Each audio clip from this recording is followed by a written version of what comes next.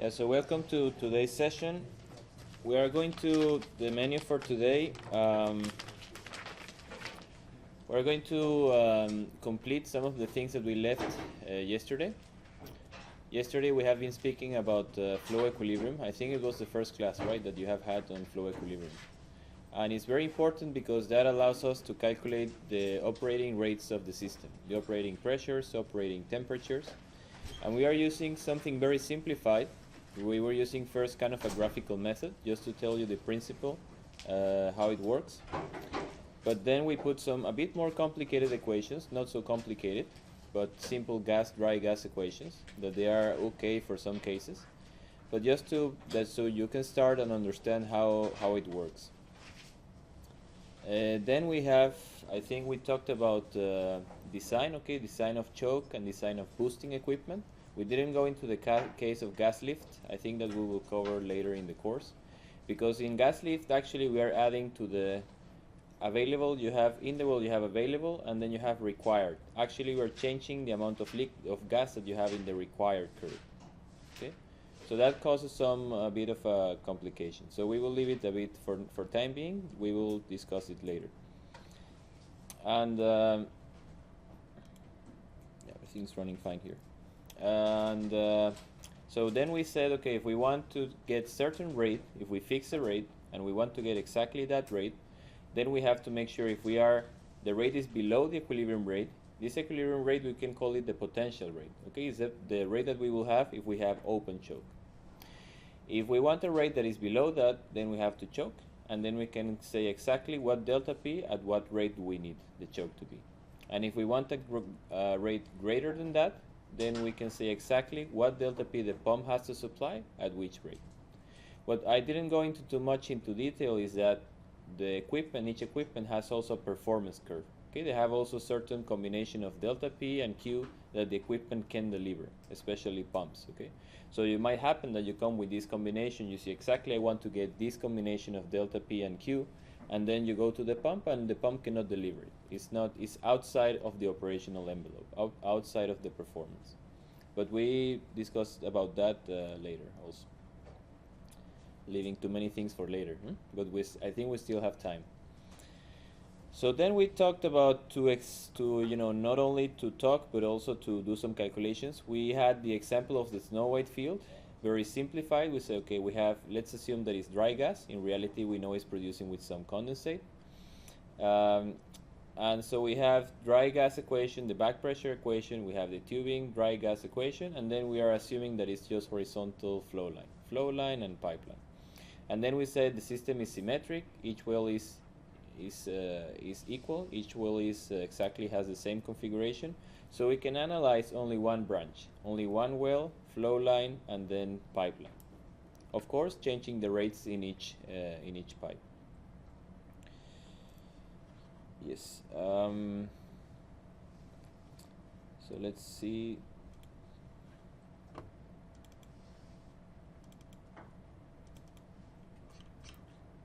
Okay, and so we said we are going to make the analysis. We are going to again to see exactly the same system that we have been analyzing before, but of course in this case a bit longer. Okay, we have a 150 kilometers pipe, and we said also we kind of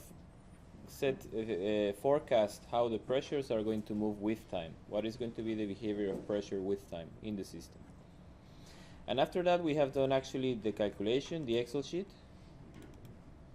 And in that case we said, okay, we know that we can produce much more than the plateau rate that we are fixing.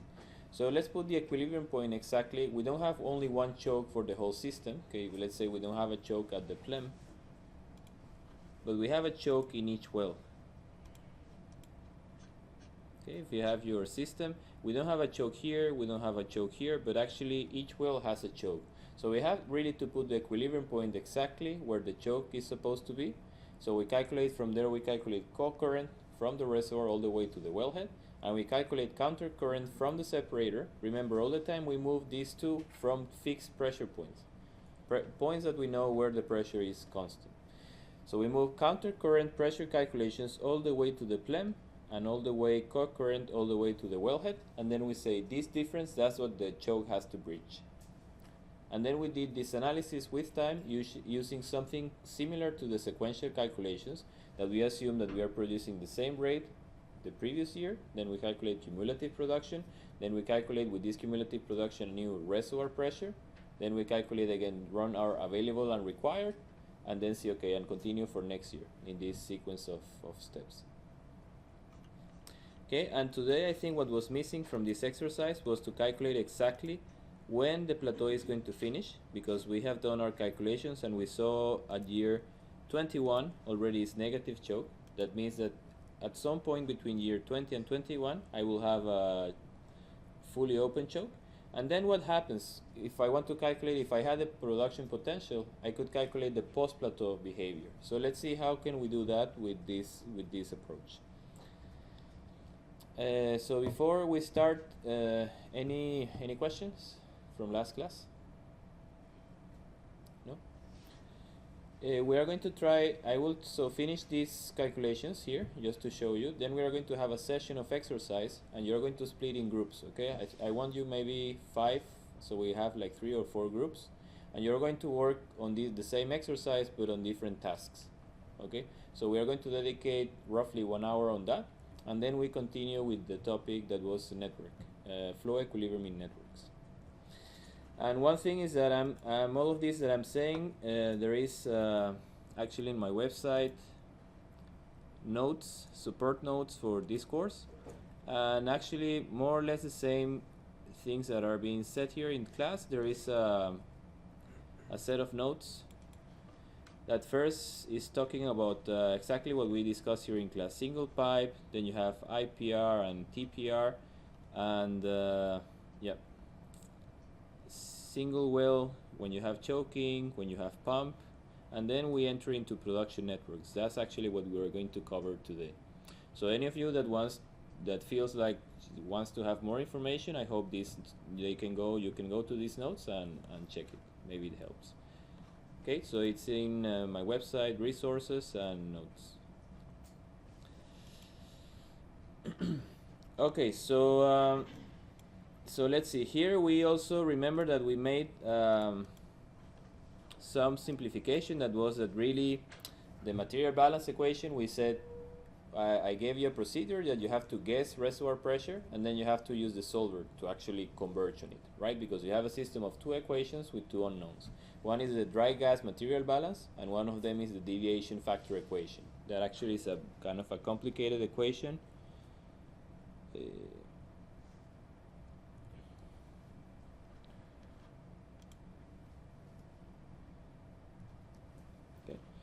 Actually, it's a complicated equation that has also some iterations. It's a loop and has an iteration, but that's basically the graph is self-contained in this function. But in this case, we are avoiding that by saying, okay, we can use the set factor from the previous year.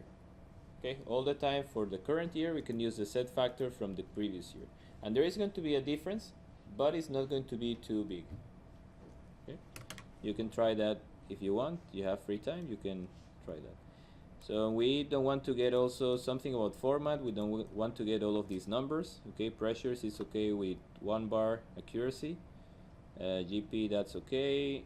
Production, recovery factor, maybe we can change to something that is more better to read. So we change to a number with 3 decimal points. And then we have these pressures and rates. That should be okay. Okay, so now to find exactly, we know that it's happening here, right? Between 20 and 21. So what happens if I put here 20.5? Let's say that will be in July. Okay, exactly, you get 0. Okay, in this case I got lucky. I just put 20.5 and then I got exactly 0. But in case you want to do it with the solver, so in that case you have to go again, data, problem, solver. Then you say here it's just, it has to be exactly equal to 0, right? Because I don't have any minimization or anything. I just say that value, the delta P of the choke, has to be exactly equal to 0. And then I want to change the time. Okay. Then I solve. Okay, and already 20.54. That's exactly the end of the plateau. Now what happens next year? What happens after that? Let's say if we use this sequential method, okay, we're assuming that at that point in time we will be able to produce that rate up to year 22. Okay. Okay, so but in this case, is the rate going to be rate? So in year 22 we already have fully open choke. Okay, so this, what's going to happen with the available pressure and the required pressure? How do they have to be? If there is now there is nothing that breached them. Now the choke is fully open. They have to be exactly the same, right? Because choke is fully open. So in that case, how do I find the equilibrium rate that that the wells will be producing? You can set the delta as 0 and ask solver to change the rate. Okay, that's one suggestion. So we are going to be saying we cannot produce the same rate, okay?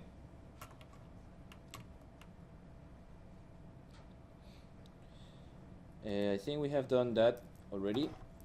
So if we are doing the equilibrium at the wellhead,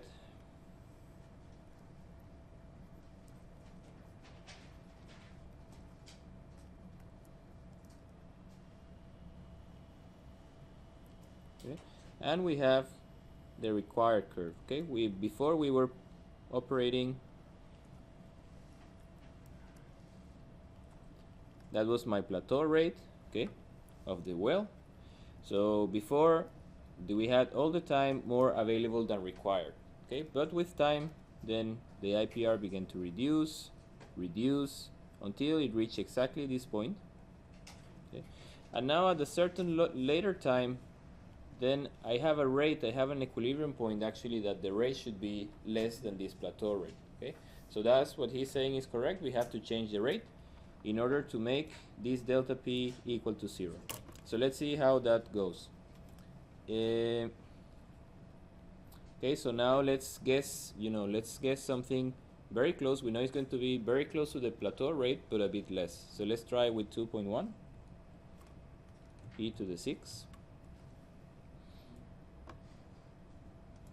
And let's see that the rate of the field makes sense. Yeah, multiplying that value times number of templates times number of wells, and the Q of the plem also makes sense, right? So let's try again now to use our solver on this cell. Solver, please change this cell to a value of 0 by changing the rate. Okay, and actually it tells you that exactly at year 22 you are able to produce 1.98, right? Now again, you say assume that for the next year I will be able to produce that rate, even though you know that that's not true. Okay, the only moment in that year that you will be able to produce that rate is at the beginning of the year. After that, the rate is going to decline. So how can I make a better approximation? You know, I'm assuming actually what we discussed in class. That's IPR, or available and required. Okay. So I'm actually the production profile I'm approximating from the field versus time. First I had a plateau period, and then I'm saying I can produce this rate, this rate, this rate. Okay, I'm actually approximating this curvature by a collection of steps, right? So how can I make it, if you now make the analogy to this production potential, how can I make it more accurate? If I use a trapezoidal, okay? But then I need some iterations. I need exactly to iterate on the rate. Do you know how to do that? Okay, maybe so we leave it for the homework. Okay, so next rate, again, let's try, we can say that this value is going to be this times 0.9, okay? We know that it's going to decrease, but we are not sure how much. And then we pull all of them down. And actually here I have a choke of, here I have a positive choke. That means that the rate that I'm guessing is too low. So again, I execute solver for row 46. by changing the rate 46. Okay, 184. And I continue like that for as many years until the minimum economical rate of the field. For that, you see that I have to apply the solver in many cells, so that might be useful what I gave you before. That is this macro that you can execute the solver many times for multiple cells. Any questions so far? No? Okay, so now let's make an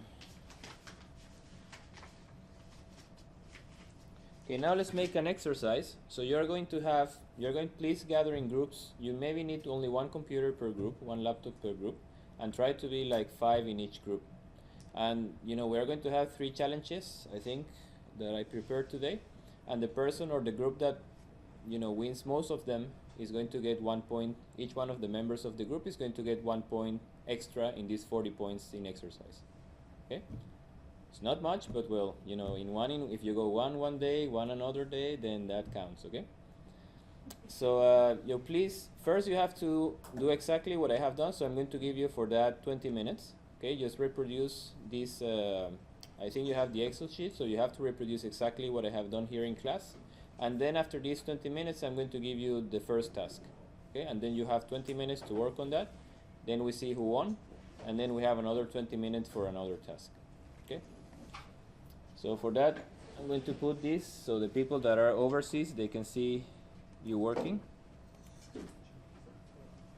Okay, and yeah, going to pause while. Okay, we now are going to have a small discussion. So first, what were the issues? Do you have any question about this exercise? Any doubt when you were solving it, that you have a doubt that you could not solve or that took time to understand? No? Yes? It's about the calculation of Z. Of the? Z. Z factor.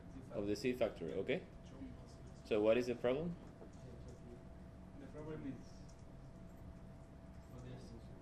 for the second time step. Mm-hmm.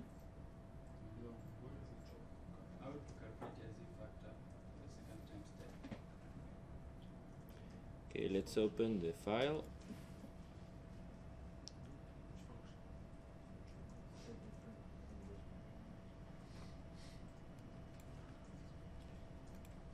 Okay, we said that for calculating this reservoir pressure, okay, we were going to use the material balance needs 2 things, cumulative gas production, and needs also the set factor.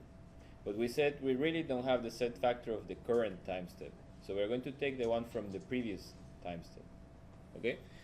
So after you do that, you can calculate the reservoir pressure at the current time step.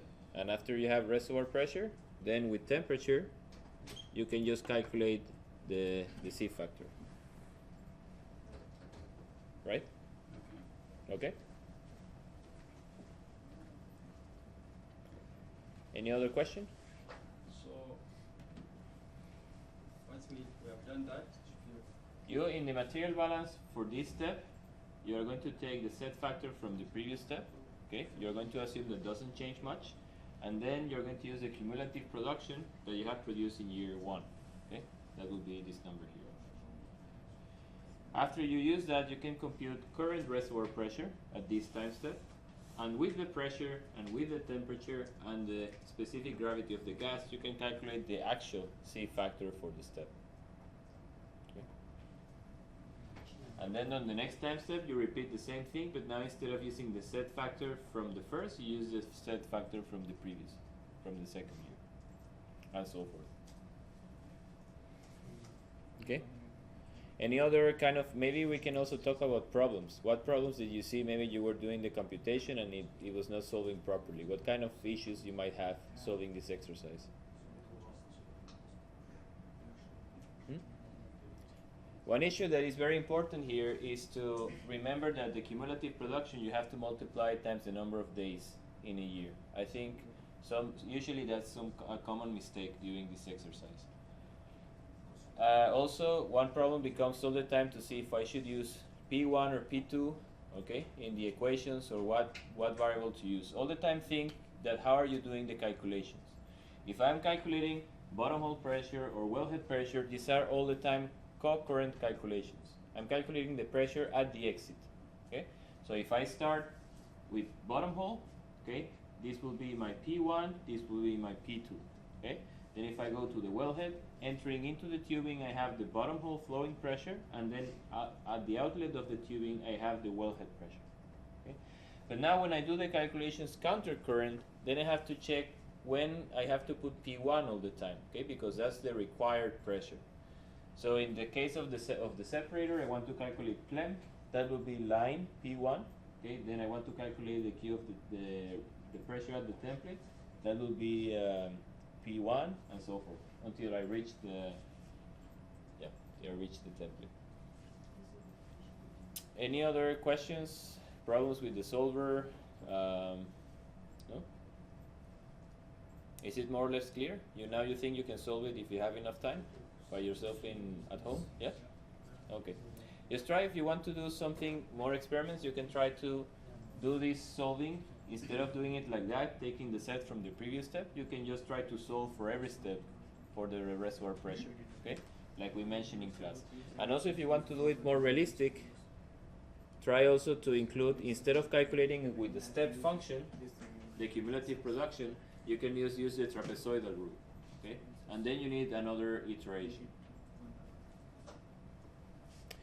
Let's see the results that you should have gotten. So we have the pressures, very similar to what we predicted, okay? But now we have also the post-plateau behavior, and that's also interesting to see. Separator pressure remains constant. Then PLEM pressure, pipeline entry module pressure, also remains constant, but up to a certain point where the plateau finishes. And also if you see this pressure drop is very big, okay? I think this was 30 and this is like 80, so it's like 50 bar pressure drop. Of course, it's a very long line. But then we have that the pressure drop between the template and the PLEM, between the template and the PLEM actually is very small. I think this one is in the order of 5 bar or something like that.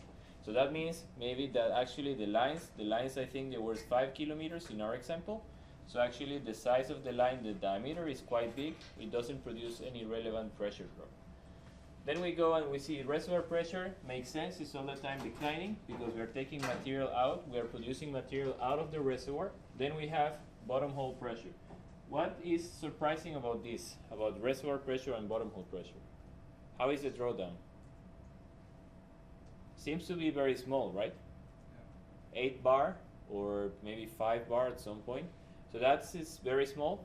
Might be because the perforated area or the formation area is quite big, so I'm draining actually, and the permeability is actually very good. Okay, so I don't have there is no loss of pressure in the reservoir. And then wellhead, you also have kind of a relevant pressure drop that is from the bottom hole to the wellhead. And you see the delta P of the choke initially is very big, 162 bar, and then it begins reducing until actually the template pressure and the wellhead pressure are the same. Okay? And you see actually they follow here the same line. And this decline is actually because the rate now here is not constant anymore. Now I have entered into the decline rate, so that pressure also has to change. On the production profile, looks something like we have calculated before. Okay, we have a plateau period and then we have a decline. And if we continue plotting this decline, we should get this kind of exponential decline that we mentioned before. Okay, actually this data was what I was using to generate the production potential exercise. Okay, so now before moving to task 2, any question? So maybe those of you who came late, you can join another group. So yeah, any group. One can be one. We are here 2 groups of 3 or 3 groups of 3. For the cumulative production. Yeah? For the calculation of the cumulative production. Yep. Did you convert the years to days? I convert years to yeah. That's why you have this number of years there, number of days in a year, up here. Okay. So you have to multiply actually. If you assume that this is being constantly produced through all the year, so you have the rate of the field is here, times the difference in years before this year and the previous year, times the number of days in a year. In this case, we are assuming 100% availability. Okay, now let's go to the second task. The second task is to, so those of you who haven't, didn't complete the Excel sheet, you can go to Leeds Learning and go to the today's class, and you can download from here the exercise solved. Okay, I have solved it for you. So those of you who didn't manage to finish it, so all of you will be in the same, have the same starting point to make a fair competition. So the second task is you have to plot the wellhead performance relationship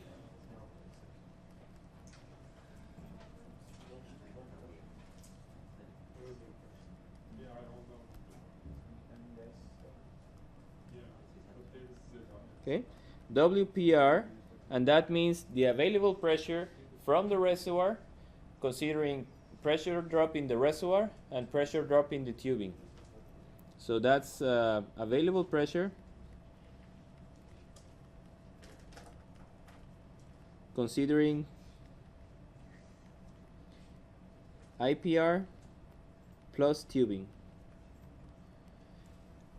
And you have to plot on top of that, in the same plot, you have to plot, let's call it flow line plus pipeline performance relationship.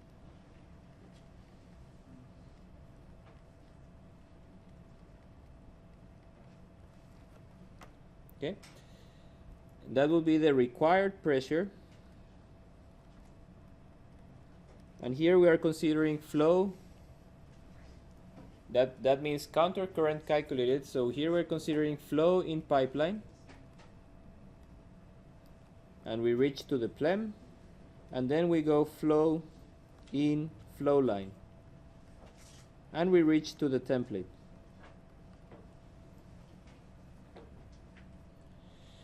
Okay, so you have to plot these two curves, and we know that logic says that should do something like this. Okay, something like that, available and required, and all of them have to be in pressure at the wellhead and pressure at the template.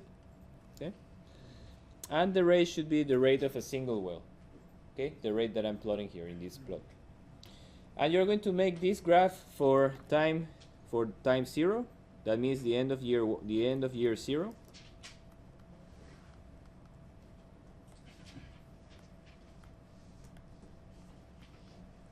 End of year 10, end of year 15, end of plateau. That's 20.54 years.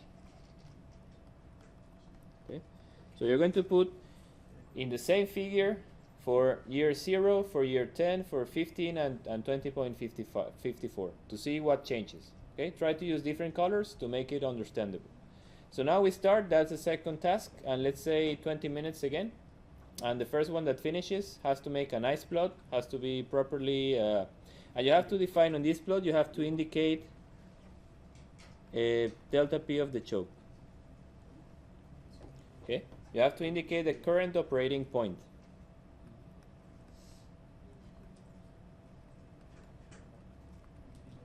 And also for each point in time, you have to say what is the production potential of the well.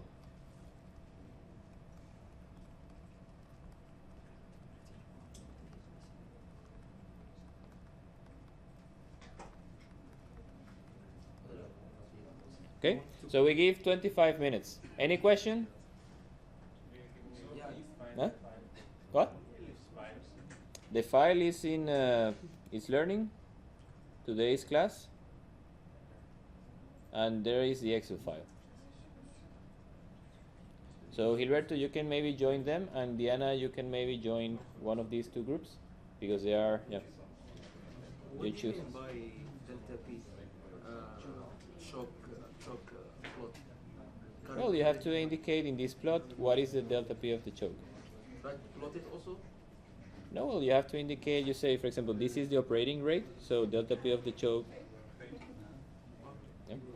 Okay, so 25 minutes.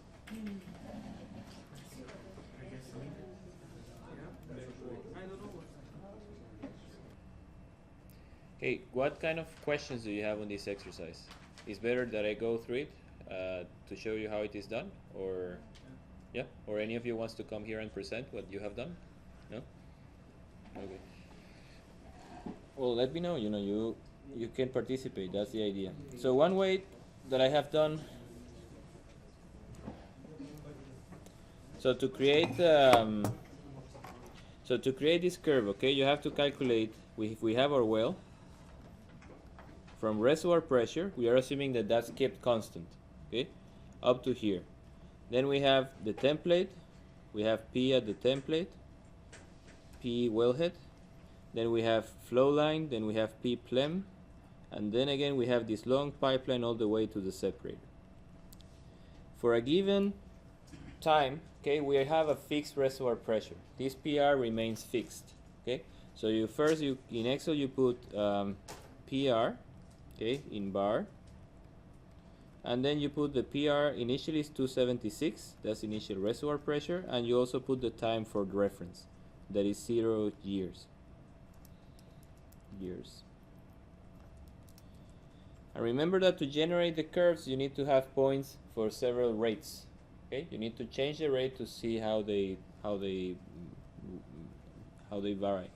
So you have Q of the well, okay, standard cubic meter per day. Then you have, so the first thing that you have to calculate here is PWF, right? So if you fix the rate, you give certain value here. Let's say initially 0. So you can calculate from here the bottom hole flowing pressure. This equation is going to be the IPR equation. Okay. Okay, so after that you calculate the wellhead pressure co-current using the rate and using this like inlet pressure. Okay, and this is going to give you the available pressure for that rate, for that particular rate, for 0. Then you go all the way backwards. So you have the separator pressure, that's constant, that doesn't change with time. Okay, you go all the way to plem, and remember that here you need, for calculating the pressure at the plem, you need the rate not of the well, but you need the rate of the field. So actually here you need Q of the well times number of templates times numbers of wells per template. Okay. To calculate that, let's put it maybe here.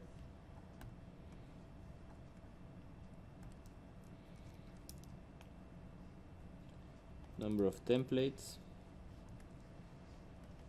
Okay, to calculate that you need the flow line equation. You have to use P1, and you have to use the inlet, the separator pressure. And now from there you move to the template pressure.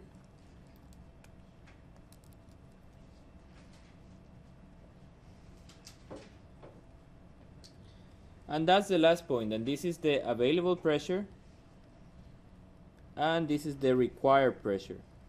But that's only for one rate, for 0. So you have really to change the rate to increase the range of the rate until you reach actually that this pressure is close to 0, and this pressure is also close to, yeah, this pressure is close to 0, and this pressure is something very big. Okay.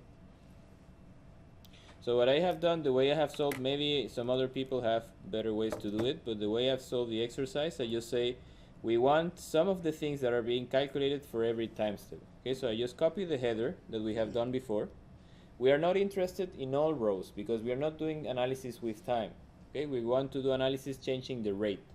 So we copy that and we paste it here.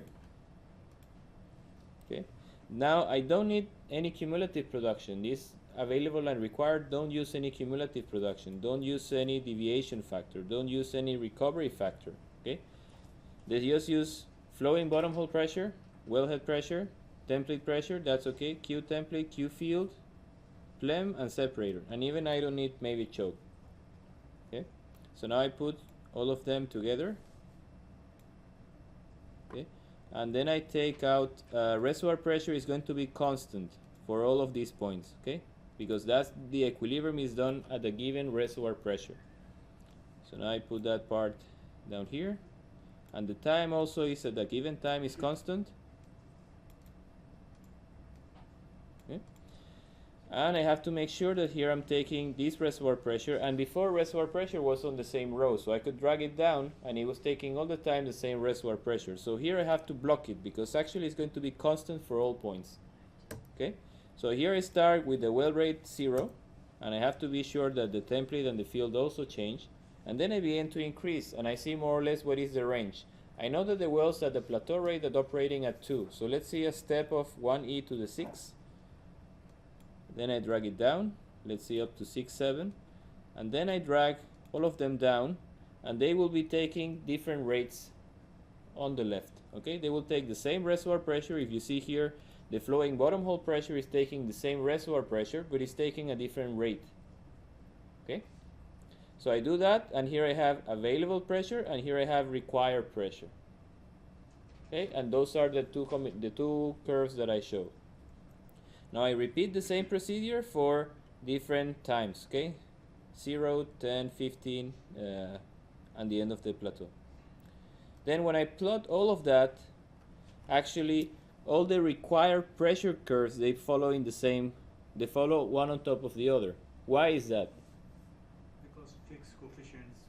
The coefficients are fixed, and what is that using? That's using a rate that should be the same, okay, the same range of rates.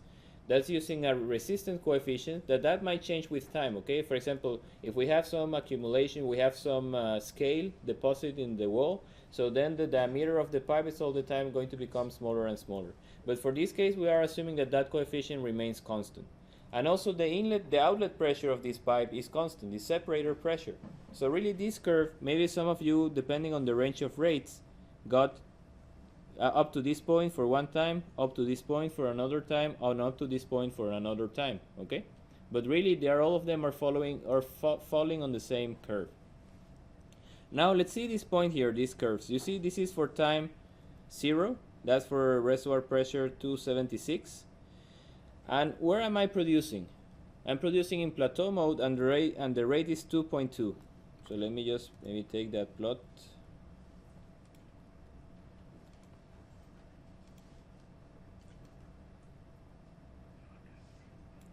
Okay, I didn't do it properly. I didn't have much time. I hope you did it better. Actually, some of the groups there, they have a better plot, so I should ask for that. Okay. So here for different times, you see what is expected. Reservoir pressure, as it declines, okay, here I have depletion. Actually, I can produce all the time less and less. The available pressure that I have is reduced. Okay, and also I'm operating, that's my plateau rate here, exactly at this point, 2.22 e to the 6. Okay, but I really, at time 1 or at time 0, if I want, I could produce much more than that. Okay, I could be producing here, which is close to 6 million. Anyone got the accurate number? Maybe you guys have there? 6 point? Because 6 is here. Yeah, 5.73. Is that what you got also? No, He got 6. you got 6. 76 or 6. So here we have the decisive factor. Okay, so let's see what is the point. How do we calculate the equilibrium point at that particular point in time? It was 5.73. Okay, and you are saying? 6. 6. Okay, so let's see what do I get. Maybe I get a different number.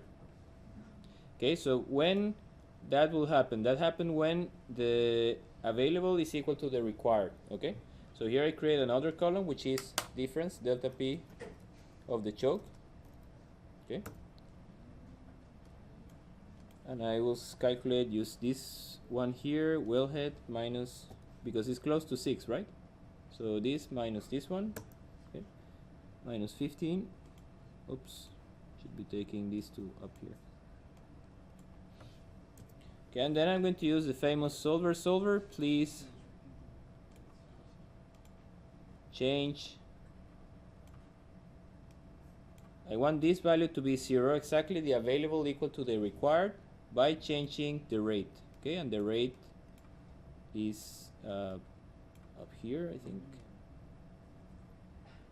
5. Okay, 5.73. That's what I got. Okay. So either we have to check or you have to check. But No, because this one may be wrong because I made an assumption mhm. that from the reservoir to the wellhead, I'm using the pressure loss equation of just the tubing because in the reservoir there is very little pressure drop. Okay. So I'm assuming that the tubing equation will. Mhm. Yeah, but you see that it gives a difference. Okay. So actually it's 573. 573 or 6? 3? Okay. Standard cubic meter per day. And that's actually my production potential. If I could, and I could produce up to that value, 573. I'm choosing not to because I don't want to produce all the rate right away. I don't want the rate to begin to decline. I just want to produce here at 2.2 because then I will have these 20 years of plateau that I already have a contract with some people to sell some gas for a certain period of time. Okay, but if you see, so the delta P of the choke for that particular year is this difference. Okay, those are the 2 points that I have plotted here. But then when time passes, time 0, then time equal 10, then 15, then 20.54. Okay, eventually I'm going to reach a point where no more choke, fully open choke. Then I don't have any more control on my production. Then when it continues declining, actually the rate has to decrease forcefully. You have to decrease unless I install something to bridge the difference in pressure between the available and the required. Okay, here I was a bit lazy and I didn't plot all the points. Okay, because when I plotted, for example, the next point, if you see the next rate is going to give me actually a negative pressure, so I cannot use the same step. Here I have to reduce the step to capture this area very close to 0. Okay, and some of you have done it. I think you have done it and you guys have done it. But I was a bit lazy and didn't include it here. So is that clear? Yeah? Understood? Okay, so let's see. Let's not take that into account, but let's see, where is the counter? We have 1 for group 5 and 1 for group 1. Okay, so we have one more task. Maybe you win and you confirm that you're the winner, or maybe you win and then we have a tie and we have to do something else. Okay, or maybe not give 1 point, I don't know. Okay, clear? Any questions on this task? No? So you see, it's very important. One thing is that I come here and tell you all of these stories, okay, and you say, oh, I understand, required and available, and then you try to calculate. That's very important. When you try to do it yourself, you really are forced to understand the concept, okay?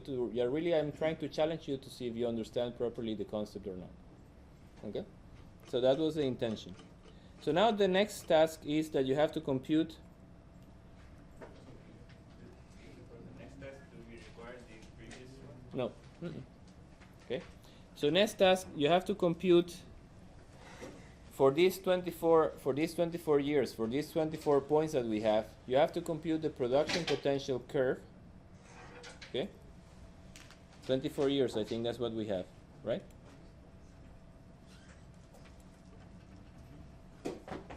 And that should be a kind of a bit easier task. Compute or calculate the production potential, QPP, versus GP for all points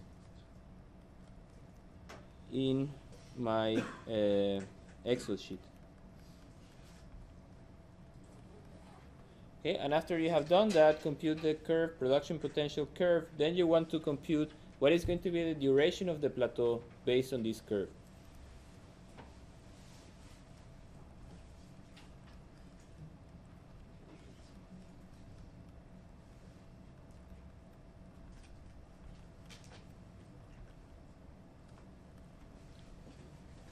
Okay, any question?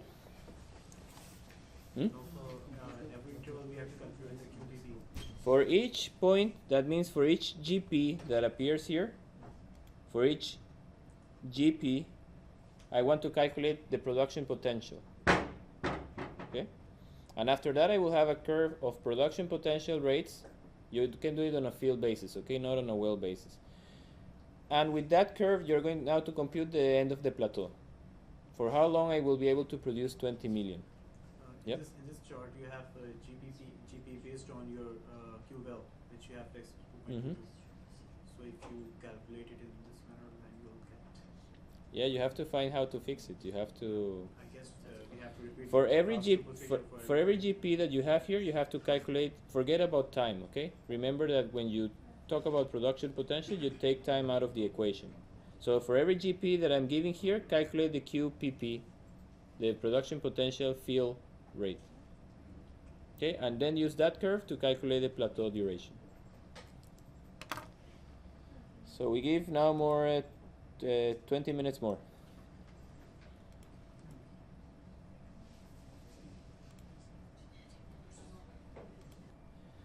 So this task was about calculating because we said we're calculating production profile using in a sequential time calculation. Okay, we are saying what is the reservoir pressure that I'm getting if I produce certain amount of fluid. Okay, after that I'm updating my IPR, and in my case, to update the IPR only I have to put the new reservoir pressure, and then I'm calculating equilibrium. If I can produce the plateau rate, then I calculate the choke delta P. But if I cannot produce plateau rate, then I have to calculate the equilibrium rate of the well. Okay. But there is also another way to do it that we saw initially the first part of the course. That was this production potential concept. Okay, it's the maximum flow rate that I can get from my production system at one given reservoir pressure or at one given depletion state. Okay, we said that sometimes there is or most of the time there is a relationship between the cumulative production and the reservoir pressure. Okay, so the first thing that I have done, I took this column, and you know this column depends on time.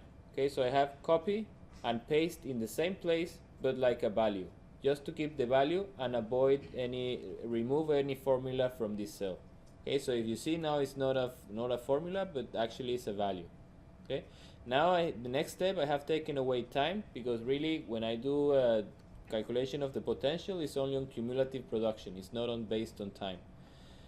And then I have for each depletion state, that means for every cumulative production of gas and for every reservoir pressure, I have to find only one point in this intersection, okay, between the available and the required. So it's really basically like this example that we have done before, but we want now one point only. We are trying to compute this point. We don't want the whole curve. We want to have exactly this point at this reservoir pressure, this point at this reservoir pressure, and so forth. So for that, you have to say that the delta P choke equal to 0, that's the equilibrium rate, right? By changing the rate of the well. Okay? And you can do it with the solver one by one. You can try actually here to sum all the delta P of the choke, okay, and then change all of these rates at the same time. Or you can use the tricky approach that I proposed some time ago, those of you who kind of had some time to look into it.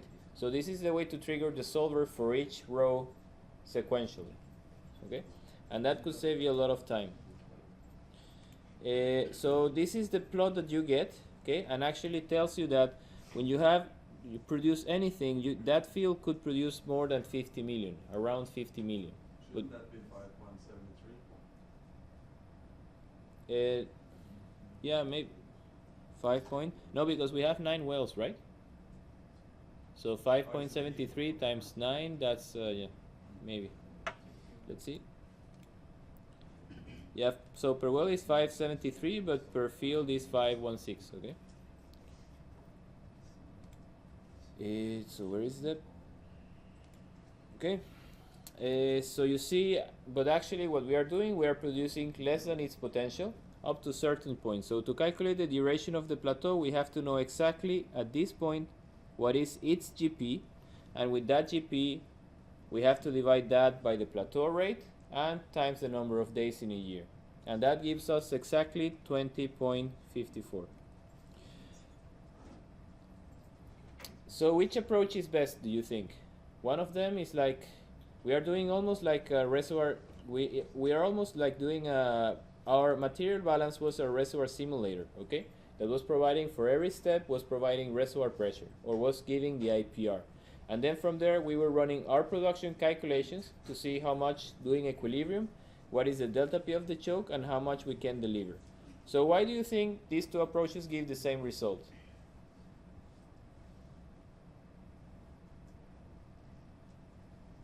Any ideas? But why these two approaches give the same result? Sequential calculation, taking reservoir pressure, doing flow equilibrium, or using this production potential?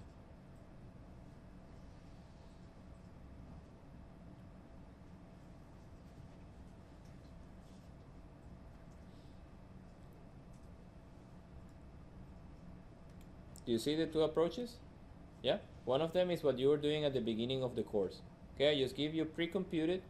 Let's look at like that. You only need the reservoir pressure, okay? In this case, to compute the production potential. You really don't need to do any analysis in time, anything. You just have to change reservoir pressure for different reservoir pressures, and that's how you calculate the production potential. While what we were doing here before, we had to do step by step, time by time, okay? Like in a sequential calculation. So why the two values give the same? Is it like that all the time? So why people doesn't work like that all the time? Because we are making assumptions. What assumption are we making? That's what I want to get. What assumptions are we doing in this exercise? Like, for example, all the wells, they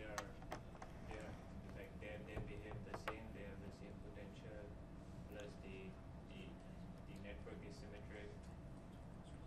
That one assumption is that the IPR of every well I,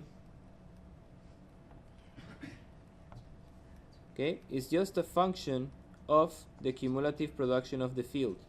Okay, that's our main assumption, and that's because the IPR that we are using is Q gas equal to CR times PR squared minus PWF squared to the power of n. So really C and R, they remain constant, and the only thing changing is reservoir pressure, and reservoir pressure depends only on GP. Okay? So that's why these two approaches, they give exactly the same result. Okay? What happens if they depend not on the reservoir pressure, but if, let's say, we have some wells that are isolated, you have the field, you have two wells, okay? But they are isolated, the reservoir compartment is isolated by a fault, okay?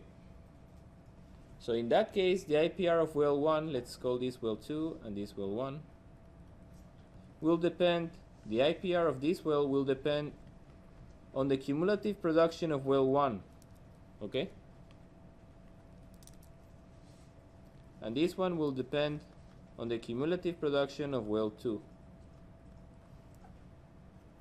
IPR1 and IPR2. Okay, so in that case, this approach of having one common production potential for the whole field doesn't yield anymore. Okay, then I have to go and break and go in level of each well, individual well level. Okay. Okay, before we give some small introduction to networks, any other question? No? Okay. So now we have done, let's see, production. We are going to go to a small topic called production networks. And I'm not sure I will be able to cover it because we want to go early, right? So production networks. So I'm going just to give an introduction, and we do calculations next class, next Monday. So production networks, usually what you have seen is that the wells, if we have, for example, subsea wells, up to the wellhead, that's located in the seabed, and then actually you have to take the production and take it to where the facilities are.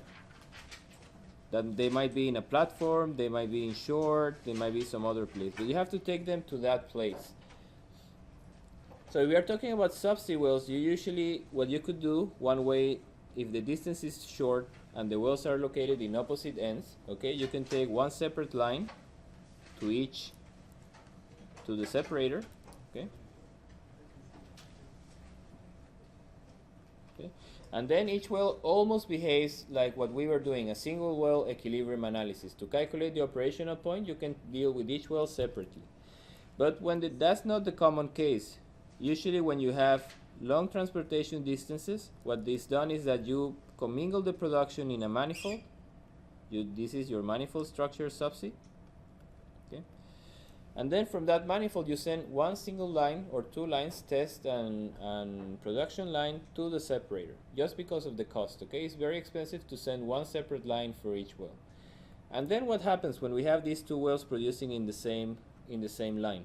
Okay, then the pressure drop that you have in the line, you are calculating pressure at the separator, that's constant, but here you're calculating pressure at the junction, or you can call it pressure at the manifold.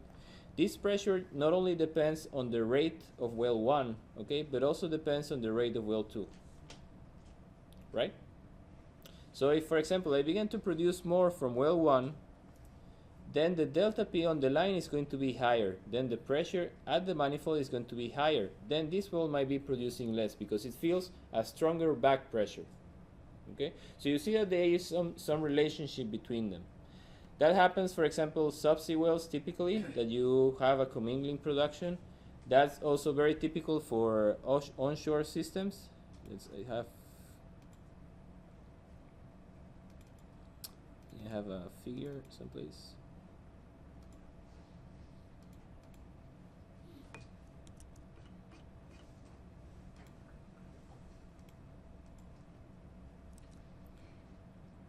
Okay, onshore systems, usually we can place the wells exactly where we want, where are the pay zones that we want to drill. If we don't have we don't have to do too much deviated wells like we have to do offshore. But in that case, the processing facilities, we have it in a center place in the field. So we have to commingle all the production from all wells, take it through, these are called typically pipelines or trunk lines. And they are taken to the central processing facility. Sometimes, in some occasions, we have a separator, a central separator for a certain group of wells. Okay. This separator main is called also GOSP. That's gas and oil separation and processing. Okay, I think gas.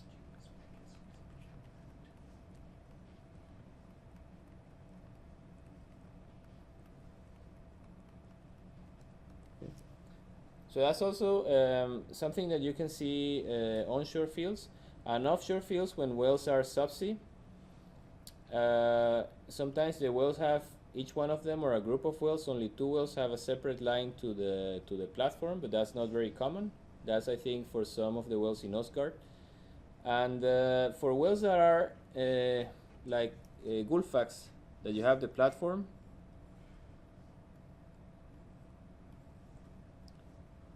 and the wells are drilled from the platform, in that case, each well can be treated like if it was an independent system, okay, like a single well system, like the wells that we were discussing in the U.S., onshore U.S., okay, because they are the distance really to the separator. There is a common manifold, and then they go to the separator, but the distance between the flow line and the separator is very short. So really, the influence between the different streams, it can be neglected. Okay, so in that case, we really don't have a network.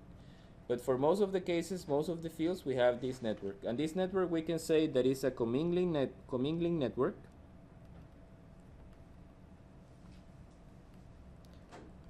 That the main function is to commingle or to merge the production from different wells to take it to the separation, so to the processing facilities. Something very important is that it might merge streams from wells that are completely different. For example, let's say that you have here a very strong well and you put the production with a very weak well. Okay, well from a formation at high pressure and very good productivity, and you're commingling it with a well that has, for example, low productivity and low pressure. So what's going to happen maybe is that there will be a kind of competition between the two for space in the line. Okay, and at the end, for example, might be that this well has to be shut in, okay, because the well cannot produce against this strong well. Okay, so you have these kind of operating situations in a network. Or, for example, you have a very strong well and you have another very strong well, but then the distance to the junction is very far away. This well has, for example, 5 kilometers from the junction, and this one has also 100 meters. So in that case, not only counts that the well is strong or has a good productivity, but also the distance plays a role. The resistance, hydraulic resistance from the well all the way to the separator. And that cannot be treated, most of cases cannot be treated separately, but you have to look at how they operate in a has a group. Okay, I'm going to make a small mention about other type of networks, which are distribution networks.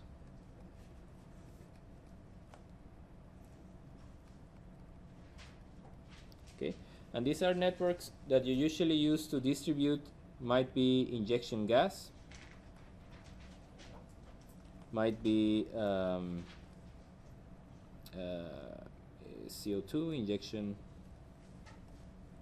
CO2 injection water, and we also have the same thing, a network of wells. For example, we have some injection wells, water injection wells, and we have that they come from the platform. There is a pump someplace, and then it's using some pipes to distribute this water or this gas to each well. Okay, so in that case we have a distribution network. But we are going to focus in this course. We are focused very much is in commingling networks. Okay, we are not going to touch too much about distribution networks.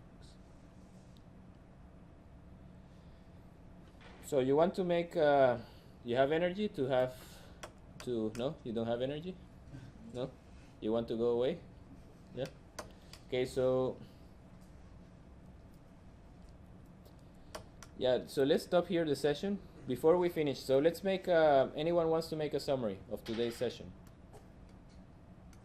No? What have we done today? First, we learned in sequential calculations how to calculate the end of the plateau.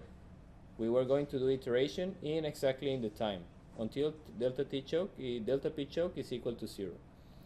Then we have done how to calculate the post-plateau production profile, assuming just a step. And I told you that you can try at home, you can try to do a trapezoidal, or you can try a bit more accurate approach. Then we have done 3 exercises, and we have a tie. So I'm going to ask these 2 groups, please send me the names of the people in these 2 groups, and we at the later session we are going to maybe organize the rematch. Okay, for now you have, you are kind of hanging in the air, but we have to do a rematch. So in this exercise what you have practiced is first to reproduce what I have done in class, and I think you didn't have many problems there. I think most of you have done it okay. Then we have done the calculation of the equilibrium available and required at different times, depletion times. Okay, and that was a bit tricky because we have to, in one part we were doing time analysis, so we have to take only one row from there and then focus at that particular point in time to change the rates to see how much we can get from that system. And I hope that helped to understand a bit better the concept about available and required flow equilibrium. Then we calculated, the last exercise was to calculate the production potential, how to estimate the production potential, and actually you know how to calculate it now. But it's, as I told you, it's a very important concept, but it's also limited to some particular cases, okay? Especially when the IPR of each well is only dependent on the total cumulative production of the field. Okay, sometimes we have that the IPR is actually depending on how much is being produced from each well, because you have the migration distance between the wells is very long, so you don't reach kind of a uniform reservoir pressure, but each well has its own reservoir pressure. Okay, so for that case you have to deal each well independently. And also some cases the IPR not only depends on the cumulative production, but depends on how quick I get the oil out or the liquids out. Okay, so a case, I think I mentioned that some classes ago, that if you drain, for example, you have a gas cap, let's say oil, and then you have gas here. So if you drain the drawdown, you increase it very much, okay, you begin to producing very much at the beginning, then you're going to get coning of gas, cusping of gas in the well. Okay, And that is going to affect your IPR. So in that case, not only is a function of the cumulative production, but also is a function of how you have produced. What is the history of rates that you have been producing so far? So you have to take all of these issues into consideration, but you have done an exercise that is more or less similar to what the coupling between reservoir and production simulators are doing, okay? The only thing is that they are transferring the full IPR to the reservoir, to the production model, and in the production you are computing the equilibrium rate. And then you're going back and saying if you can produce or not that rate. And then we showed a small introduction on networks. The things could be a bit more complex than when we are dealing here. We are talking all the time single well or trying to use symmetry to kind of simplify our life. But really sometimes we don't have scape. We have to deal with networks. And that's what we are going to do next Monday. We are going to have kind of a short session on networks. Yeah, and that was all. So thank you for today.